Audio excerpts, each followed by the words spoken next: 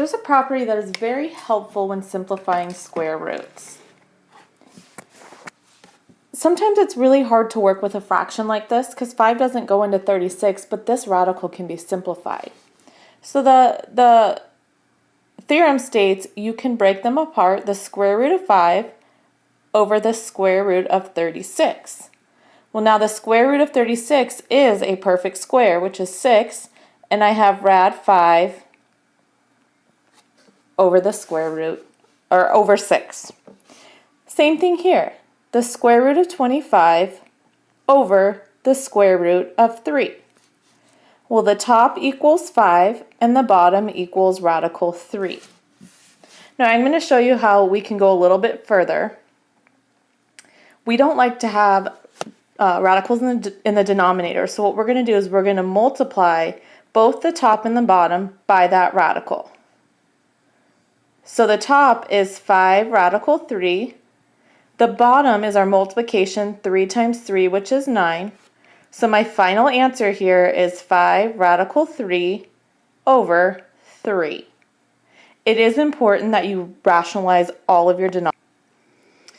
So let's look at the other way. This looks like a big mess. But here's something you can do. If it looks like a big mess this way, well, let's try making it like this. 234 x to the 11th y, 26 x to the 7th y. Well, let's start. If I take 234 and divide it by 26, I get 9.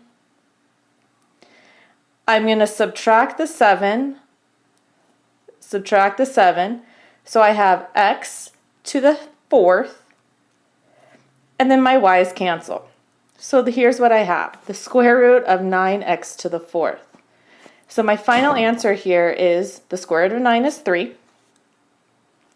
If I divide this by 2, I have x squared. So it was a lot easier in this problem to put it together and then simplify.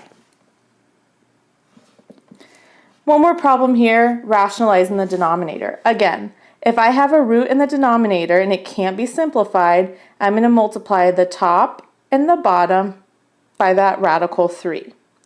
So on the top I have 12 radical 2 times 3, which is 6. On the bottom I have radical 3 times radical 3, which is the square root of 9. So my final answer is 12 radical 6 over 3. Well, actually in this case that's not my final answer.